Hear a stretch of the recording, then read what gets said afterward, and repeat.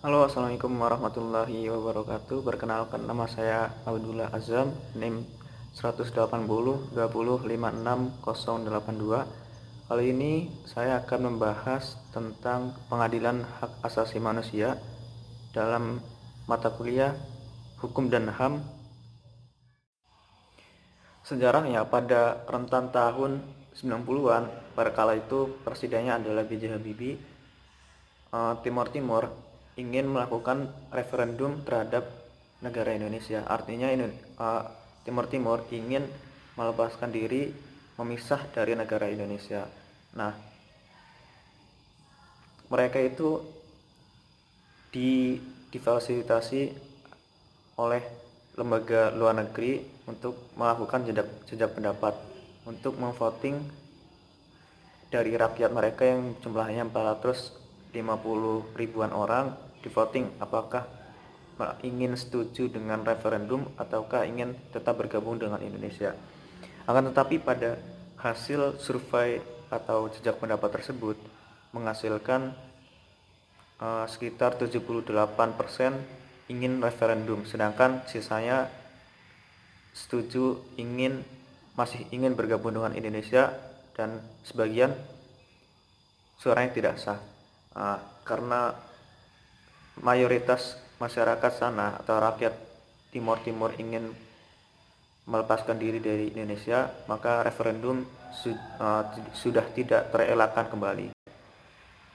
Nah, pasca sejak pendapat tersebut, banyak pelanggaran HAM yang terjadi di sana seperti pembunuhan massal, penganiayaan, penghilangan paksa, kekerasan berbasis gender, pemindahan penduduk secara besar-besaran, dan lain-lain. Dan semuanya itu masuk kepada kekerasan atau kejahatan luar biasa yang masuk pada ranah pelanggaran HAM. Karena cukup banyaknya pelanggaran HAM yang terjadi pada kala itu, semenjak jejak pendapat yang dilakukan oleh lembaga luar negeri tersebut, Dewan Keamanan PBB atau DKPBB mengeluarkan resolusi nomor 1264 tahun 1999 yang isinya adalah mengecam pelanggaran berat hak asasi manusia yang terjadi pasca jejak pendapat di Timor Timur. Penyerangan terhadap personil kemanusiaan nasional maupun internasional, dan menderitanya rakyat sipil akibat pemindahan paksa secara besar-besaran. Oleh karena itu, Dewan Keamanan PBB meminta para pelaku pelanggaran berat HAM tersebut untuk mempertanggungjawabkan tindakannya dan diadili secara hukum. Kemudian menyikapi resolusi DKPBB tersebut yang merupakan bentuk desakan dunia internasional dan demi untuk melindungi kepentingan nasional yang lebih besar lagi, karena tekanan dari pihak luar yang dari luar Indonesia, kemudian faktor politik internasional juga. Perlu diketahui bahwa Indonesia pada saat itu dipermalukan karena banyaknya kasus pelanggaran HAM yang dilakukan di Indonesia terhadap rakyat Timor Timur, sehingga pemerintah Indonesia akhirnya setuju untuk membentuk Pengadilan Hak Asasi Manusia dengan mengundangkan Undang-Undang Nomor 26 Tahun 2000 tanggal 23 November tahun 2000 tentang Pengadilan Hak Asasi Manusia sebagai pengganti Perpu Nomor 1 Tahun 1999 tentang Pengadilan Hak Asasi Manusia, karena Perpu ini dianggap tidak memadai oleh DPR sehingga tidak disetujui sebagai undang-undang. Pendirian Pengadilan HAM merupakan pelaksanaan dari pasal 104 paragraf 1 Undang-Undang Nomor 39 Tahun 1999 tentang Hak Asasi Manusia.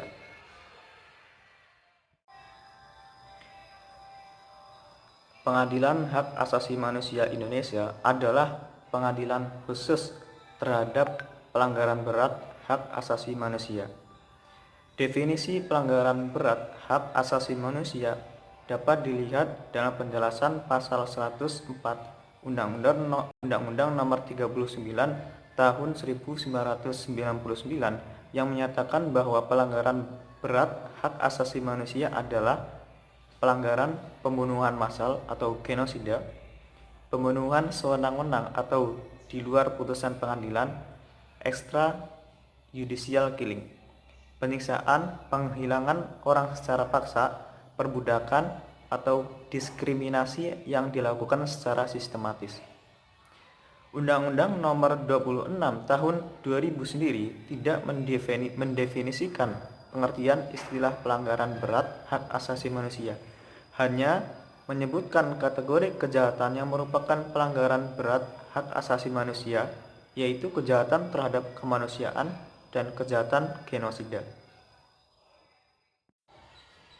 Genosida adalah setiap perbuatan yang dilakukan dengan maksud untuk menghancurkan atau memusnahkan seluruh atau sebagian kelompok bangsa, ras, kelompok etnis, dan kelompok agama dengan cara membunuh anggota kelompok, mengakibatkan penderitaan fisik atau mental yang berat terhadap anggota-anggota kelompok, menciptakan kondisi kehidupan kelompok yang akan mengakibatkan kemusnahan secara fisik baik seluruh atau sebagian, memaksakan tindakan-tindakan yang bertujuan memaksakan kelahiran di dalam kelompok dan memindahkan secara paksa anak-anak dari kelompok tertentu ke daerah lain. Kemudian yang dimaksud kejahatan terhadap kemanusiaan adalah salah satu perbuatan yang dilakukan sebagai bagian dari serangan yang meluas dan sistematik yang diketahuinya bahwa serangan tersebut dapat ditujukan secara langsung terhadap penduduk sipil berupa pembunuhan, pemusnahan, perbudakan, pengusiran atau pemindahan penduduk secara paksa, perampasan kemerdekaan, atau perampasan secara fisik lain secara sewenang-wenang, ia melanggar asas-asas ketentuan pokok hukum internasional. Penyiksaan, pemerkosaan, perbudakan seksual, dan segala macam yang sejenisnya, penganiayaan terhadap suatu kelompok tertentu, atau perkumpulan yang didasari persamaan paham politik, ras, kebangsaan, etnis, dan agama. Kemudian yang akan kita bahas adalah hukum acara peradilan hak asasi manusia di Indonesia menurut Undang-Undang Nomor 26 Tahun 2000. Hukum acaranya menurut pasal 10 yang terdapat pada bab 4 dijelaskan bahwa dalam hal tidak ditentukan lain dalam undang-undang ini, hukum acara atas perkara peradilan hak asasi manusia yang berat dilakukan berdasarkan ketentuan hukum acara pidana, yang artinya ada kesamaan antara pelaksanaan hukum acara peradilan hak asasi manusia dengan hukum acara pidana, kecuali dalam Undang-Undang Nomor 26 Tahun 2000 ada ketentuan lain sebagai pengecualian dari hukum acara pidana. Karena Undang-Undang Nomor 26 Tahun 2000 adalah lex spesialis dari hukum acara pidana. Artinya tetap ada perbedaan, tetapi untuk secara umum seluruhnya sama. Kemudian ada beberapa aturan yang tercantum dalam beracara yang diatur dalam Undang-Undang Nomor 26 Tahun 2000. Sebagai contoh saja ya, perbedaan di antara keduanya adalah dalam segi pembentukan penyidik. Jadi hukum acara hak asasi manusia, penyidik, penyelidik, dan hakim itu ada yang ad hoc, artinya bukan hakim karir atau penyidik karir atau penyelidik karir, hanya sementara saja. Kemudian penyelidik hanya dilakukan oleh Komnas HAM, sedangkan penyidik tidak diperkenankan menerima laporan atau pengaduan sebagaimana diatur dalam KUHP. Kemudian tidak berlakunya asas retroaktif dalam hukum acara hak asasi manusia ini. Nah, itu sebagian dari 3 contoh perbedaan. Selainnya masih ada lagi, hanya yang dapat saya contohkan itu. Nah, tadi kan sudah disebutkan bahwa penyelidik adalah Komnas HAM. Nah, dari semenjak saat itu telah ada sekitar, yang saya data dari buku yang Pak dosen berikan, ada 9 kasus, yaitu yang pertama peristiwa Tanjung Priok pada tahun 84, peristiwa kerusuhan Mei pada 98, peristiwa Trisakti tahun 98, peristiwa Semanggi tahun 98, yang kelima peristiwa Semanggi lagi tahun 99, peristiwa Timor Timur tahun 99, peristiwa Abipura tahun 2000, peristiwa Wasior tahun 2000 sampai 2002, dan peristiwa Wamena tahun 2003. Nah, kemudian akhir-akhir ini juga banyak sekali pelanggaran HAM yang dilakukan oleh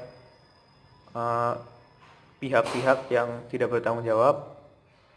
Nah, di buku ini tidak disebutkan karena penerbitannya ada di rentan tahun 2000-an. Gitu. Kemudian yang akan kita bahas adalah susunan pengadilannya. Penyelidik itu Komnas HAM. Kemudian penyidikan dan penuntutan dilakukan oleh Jaksa Agung.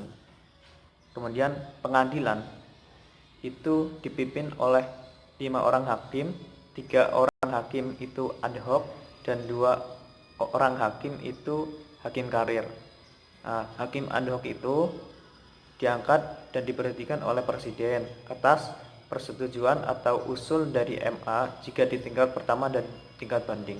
Apabila di tingkat Mahkamah Agung, maka hakim ad hoc-nya ini diusulkan oleh DPR. Hukumannya itu juga bermacam-macam. Ada yang hukuman mati seumur hidup, 25 tahun penjara, 20 tahun, lebih dari 10 tahun, 10 tahun, lebih dari 5 tahun, ya banyak macamnya lah, tergantung itu putusan dari hakimnya sendiri. Tetapi dari literatur yang diputuskan hakim di antara rentan segituan. Kemudian pengadilan ini hanya ada di 4 pengadilan terpusat, yaitu di Jakarta, Surabaya, Makassar, dan Medan. Nah, itu sebagai pengadilan tingkat pertama.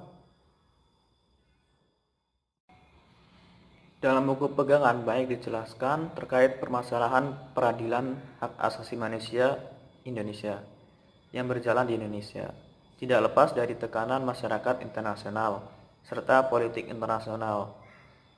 Namun, pendirian peradilan ini merupakan salah satu bentuk usaha Indonesia untuk memenuhi kewajiban internasionalnya untuk memaksimalkan mekanisme hukum nasional untuk menangani pelanggaran hak asasi manusia yang ada di dalam negara. Memang tidak dapat dipungkiri bahwa terdapat banyak sekali kekurangan dalam peradilan hak asasi manusia, baik dari segi instrumen hukum, infrastruktur, serta sumber daya manusia yang bermuara pada ketidakpastian hukum.